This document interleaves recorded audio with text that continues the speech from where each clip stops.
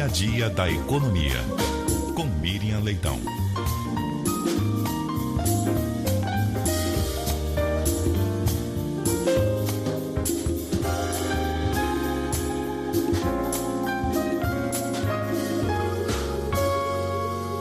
Bom dia para você, Miriam Leitão.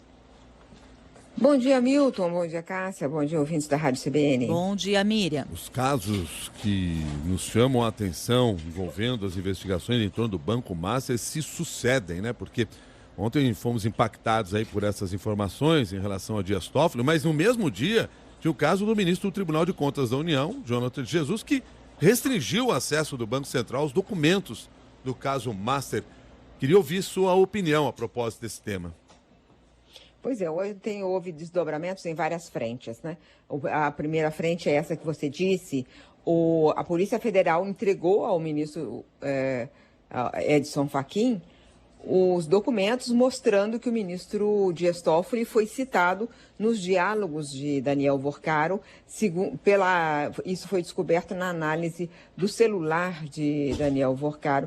O ministro está sendo citado, não se sabe em que contexto, isso é sigilo. Ele entregou esse documento, ele entregou porque essa é a praxe, né? Normalmente, se tem alguém com prerrogativa de foro citado em alguma investigação, imediatamente você tem que levar normalmente ao ministro relator no Supremo. No caso, é o próprio ministro relator que foi citado.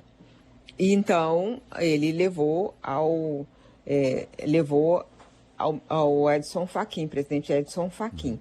O ministro Dias Toffoli, por sua vez, soltou uma nota dizendo que a Polícia Federal não tinha o direito de pedir a suspeição dele porque não é uma das partes.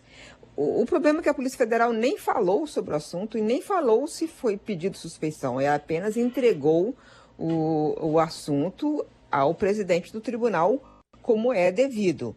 E aí quem falou em pedido de suspeição foi o próprio Dias Toffoli. Bom, depois disso, o que houve foi que a Mônica Bergamo, primeiro, na Folha de São Paulo, mas o Estado de São Paulo também publica, hoje a manchete dos dois jornais, o caso de que o ministro teria comentado com alguns interlocutores, essa é a maneira como a Folha aborda, o Estado de São Paulo não fala sobre ele, falar em interlocutores, mas afirma o assunto, que ele teve participação acionária na Maridit, que é aquela empresa que era dos irmãos, mas ele também aparentemente tinha uma parcela, pelo que ele tem comentado, ele ainda não negou que tenha comentado isso, como os jornais estão sustentando, que ele teve participação e quando foi vendido, então, durante o período que ele teve participação, ele recebeu dividendos.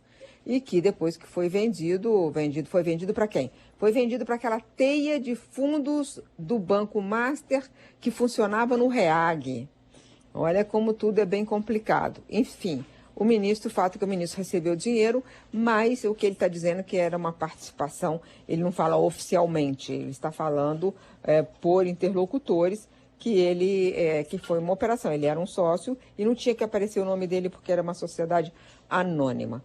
Então, esse é o fronte supremo. O Supremo tem que decidir se mantém o ministro como relator ou se, de alguma forma, o ministro abre mão dessa relatoria. Você sabe muito bem minha posição, desde o começo, com as primeiras sombras, começaram a pesar sobre o ministro Dias Toffoli, eu defendi que ele não era a pessoa certa para conduzir esse processo, que ele deveria se declarar impedido. Agora, esse aí é um novo desdobramento.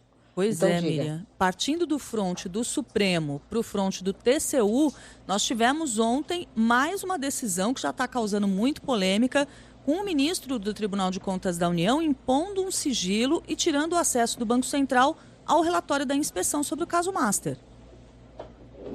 Pois é, e aí ele fez isso, quer dizer, que esse relatório, para o nosso ouvinte entender, esse relatório é resultado daquele pedido de inspeção lá atrás, que depois decidiram que não era uma inspeção, mas era uma análise, né, dos documentos do Banco Central pelos técnicos, pelo Audibank, que é os técnicos do TCU. Eles fizeram um relatório e o ministro Jonathan de Jesus decretou sigilo sobre esse relatório, impedindo o acesso até do Banco Central. Isso teve reação de 13 associações do mercado financeiro, dizendo que o Banco Central tem que preservar sua autonomia e integridade desse processo de liquidação. A informação que eu tenho, Cássia e Milton, é que esse relatório é muito favorável ao Banco Central. Mostra que ele fez da forma certa, ele fez tempestivamente e o ministro, ao decretar sigilo, o temor é exatamente o que ele pode fazer com essas informações. E por que eu estou dizendo o temor? Isso aí é o que eu ouvi, né? Eu ouvi a preocupação e, aliás, a nota das associações do mercado financeiro também fala que vê com preocupação isso. Não há razão nenhuma para que um documento, principalmente se ele foi favorável ao Banco Central, ficar sob sigilo, impedido até o Banco Central de ver o relatório. Então, essa é a informação. Porque o documento é favorável ao Banco Central, o ministro Jonathan de Jesus decretou sigilo absoluto. Então, o TCU tem muito a se explicar, o coletivo do TCU, os outros ministros têm que querer validar as decisões do ministro Jonathan de Jesus, porque hoje ele tem sido validado basicamente pelo presidente do TCU, mas não pelo coletivo, que nunca analisou o assunto, o plenário. E, no caso do ministro Dias Toffoli, o ideal para o país é que realmente acontecesse isso que eu tenho defendido desde o começo, que ele deixasse o caso do Banco Master. Muito obrigado pela sua análise, Miriam Leitão. Bom dia.